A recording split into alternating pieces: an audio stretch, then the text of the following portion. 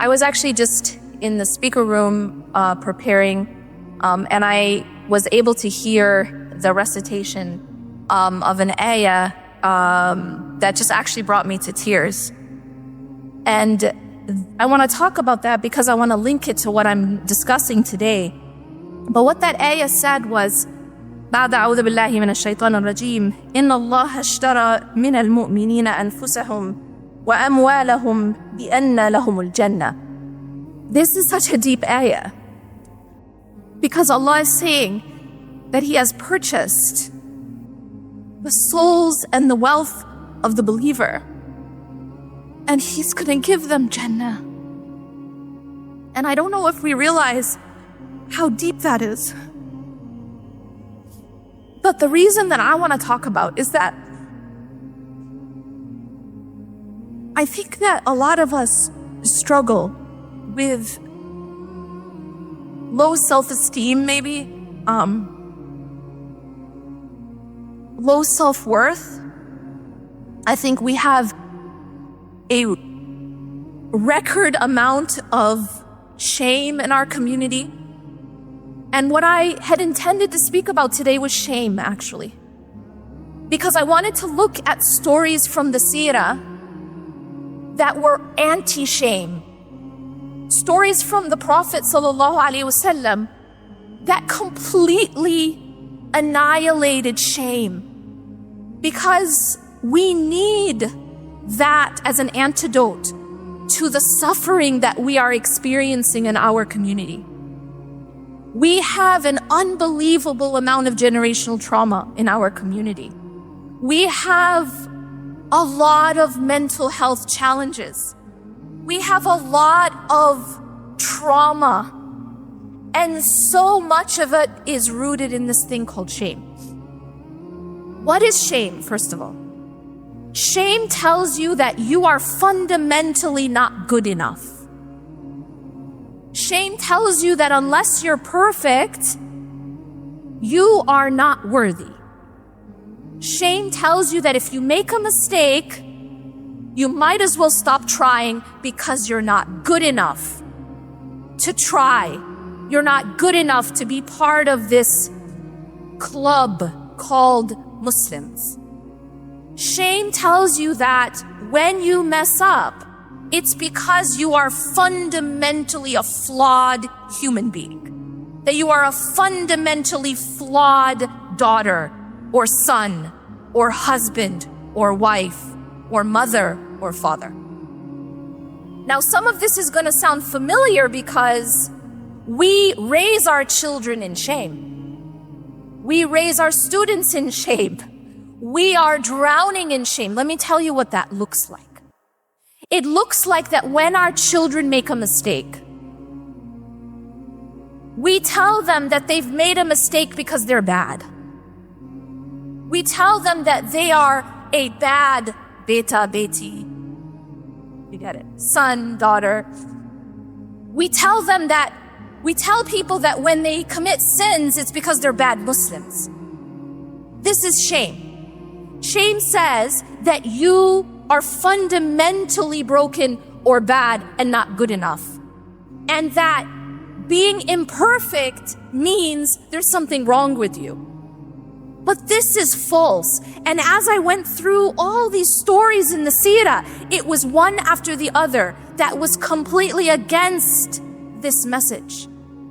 If you actually study the seerah and you study the Quran, you see that the message of Allah and His Messenger is totally anti-shame.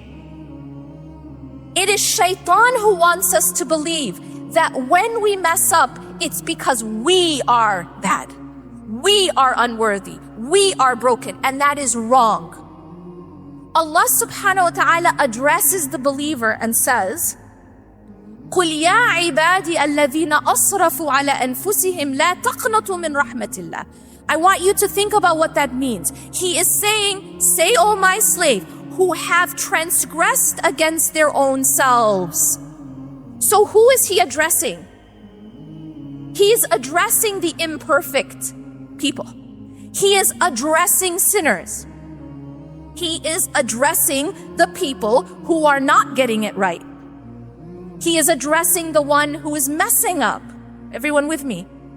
قُلْ يَا عِبَادِي الَّذِينَ أَصْرَفُوا عَلَىٰ أَنفُسِهِمْ. That these are the people who are transgressing against their own selves. They're not getting it perfect. They're not getting it right. And what does he say? He says, لَا تَقْنَطُوا مِنْ رَحْمَةِ اللَّهِ. He says, do not despair of the mercy of Allah. That is how our Creator speaks to sinners. That is how our Creator speaks to the people who are not getting it perfect. Now look at the Prophet sallallahu alaihi wasallam. The Prophet sallallahu alaihi wasallam saw a man urinating in the masjid. I want you to imagine this. Urinating in the masjid, a Bedouin man. And the other companions were wanting to rush to get this guy. Like, what is he doing? And the Prophet ﷺ said, stop, let him finish. Can you guys just think about that for a second? Can you imagine if that happened in our masjid? Yeah. Can you imagine if that was your kid? Everyone, just want you to get into that space and imagine what we would do and how we would handle that. This was not a child, this was a grown man. I mean, if we had a 2-year-old doing that, what would we do? You know, if it was our kid. So he says, let him finish. And then he went up to him, and I want you to focus on this. I want you to focus on how he addressed this man who just did something pretty despicable. The behavior was despicable, but he never shamed the man. He never disgraced the man. He never put the man down. He never did what we would do. I want you to imagine if that was your child, how would you speak to them? What kind of names, what kind of adjectives would come out of your mouth? What kind of language, maybe? What kind of behavior? What would you do if that was your child? A child, not even a grown, a child. The Prophet ﷺ never debased the man. He never insulted the man. He simply corrected the man with respect, with dignity and honor. This is what we're missing. We think that using shame is going to make our children behave better. We think that we can control our children's behavior through shame. But it is the opposite. We are breaking our children through shame. We are breaking our community. This is not how you build a human being. You build a human being by correcting the behavior, but not putting the person down. I use the example of a GPS because I think that we as parents can learn a lot from the GPS. Because when you get in the car and you put in your address, how many of you have never in your life made a wrong turn? Raise your hand. Sometimes I get, yes, someone raising their hand. I ask them, how old are you? And they say, I'm 9. And I say, okay. You just keep on staying home. Don't get in the car. If you have driven, you have made a wrong turn. Everyone on the same page with me or no? Now imagine the moment you make a wrong turn, your GPS says, you worthless driver. I am keeping track of your mistakes. And I have come to the conclusion with my AI that you're worthless at driving. And you should therefore stop trying to drive. Just park up. Give up. That's shame. That's shame. If that were the case, no one would ever drive, right? Because we all make wrong turns. But what does the GPS do? Recalculating. Right? Non-judgment zone, with compassion, just redirect you without shaming you. Are you understanding? As parents, we need to be more like the GPS. Because what we are doing is we are raising children who are not resilient.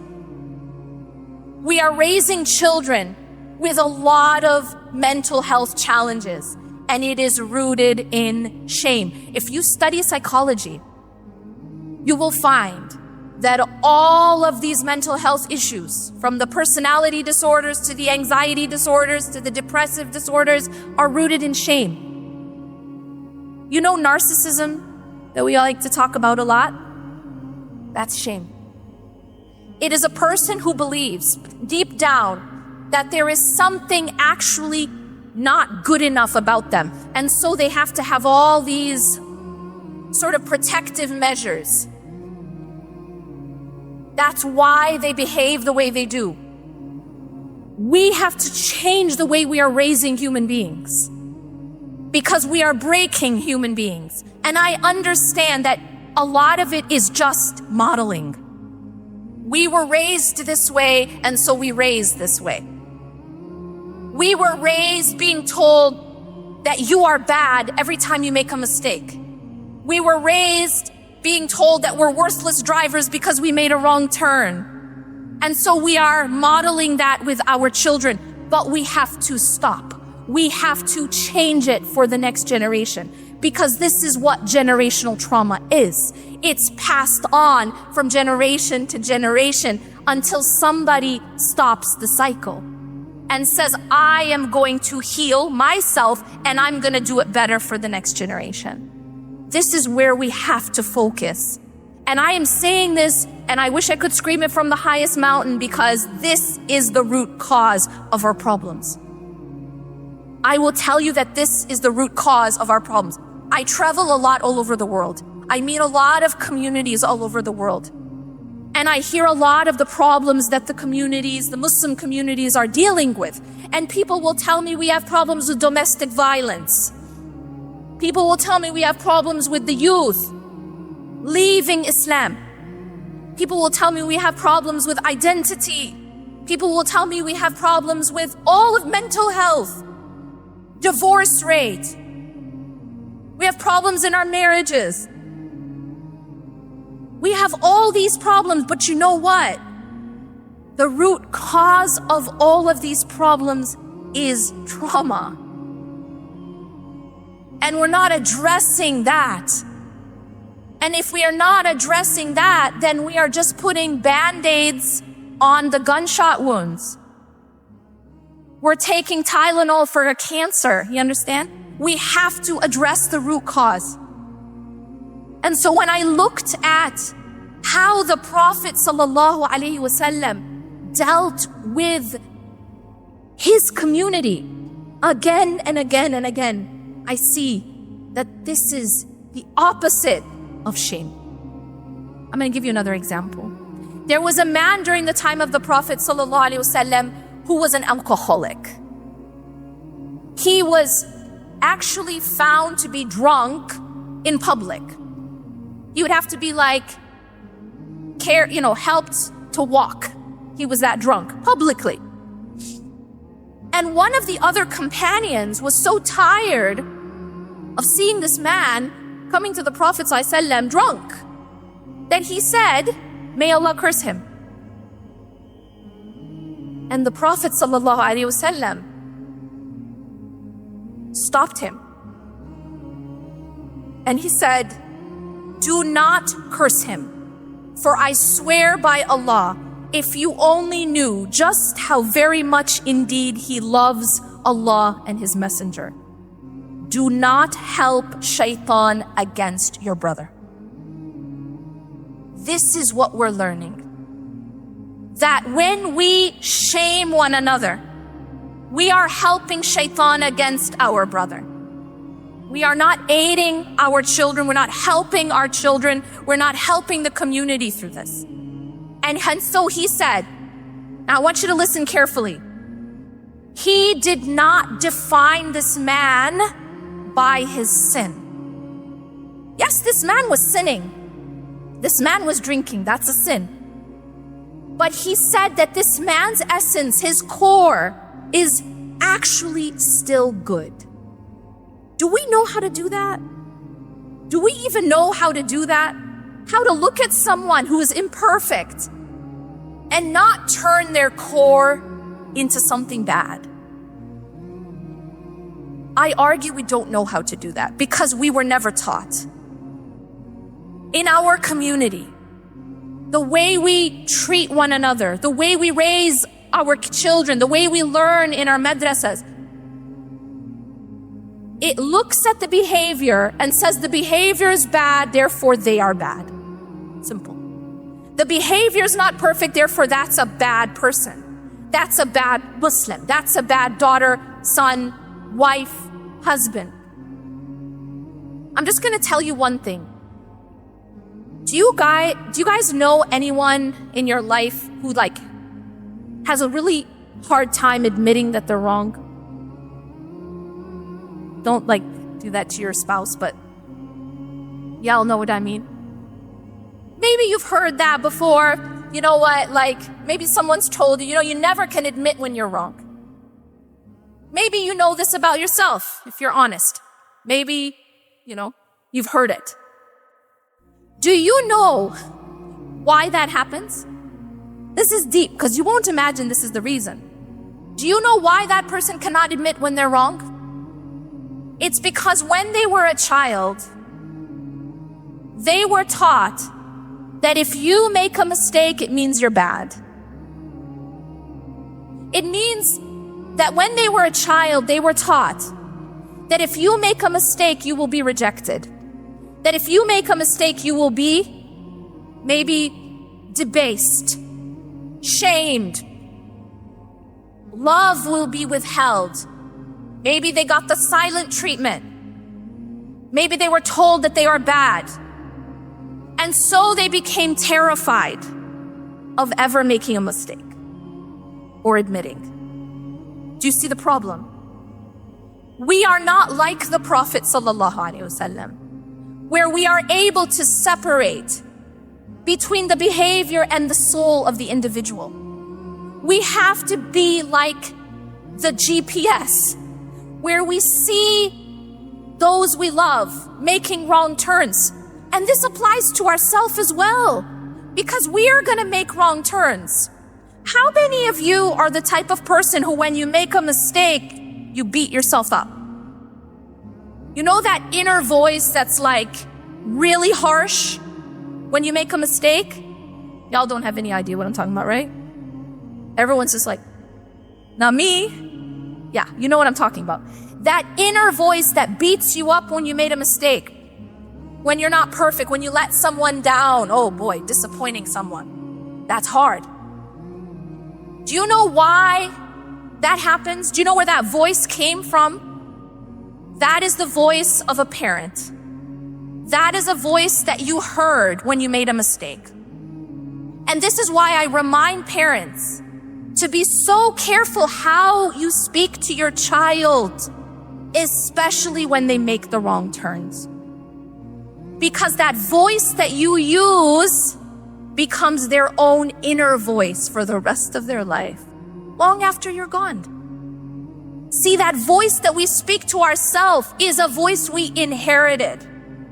And so your question that you have to ask yourself is, do you want that voice to be compassionate and kind, or do you want it to be abusive? You decide that. We have to heal ourselves and change it for our children. We're all going to make wrong turns. But our job as parents, our amana, in fact, it is our trust, is to redirect. Look, I'm not telling you, the GPS doesn't go, you know what, you're going in the wrong direction, but you just keep doing you. Just keep going. No, that's not a good GPS. That's broken. That's not doing your job. That's called permissive parenting, and it's not healthy, yeah? That's not what I'm talking about. No, a healthy guide. Because as parents, that's what we're supposed to be, right? Guides, shepherds. The Prophet ﷺ said, كُلُّكُمْ رَاعٍ وَكُلُّكُمْ مَسْئُولٌ عَنْ رَعْيَتِهِ. that all of you are shepherds and all of you are responsible for your flock. He said we're shepherds. And so as guides, a good guide is going to reroute and recalculate and tell you, you know what, you made a wrong turn. Doesn't mean you're a worthless driver. It just means you gotta make a U-turn. And then you make another wrong turn. What does the GPS do? Well, at this point, they're like, okay, that's it. No. Recalculating. You could make 500 wrong turns in one day, and the GPS never calls you a worthless driver.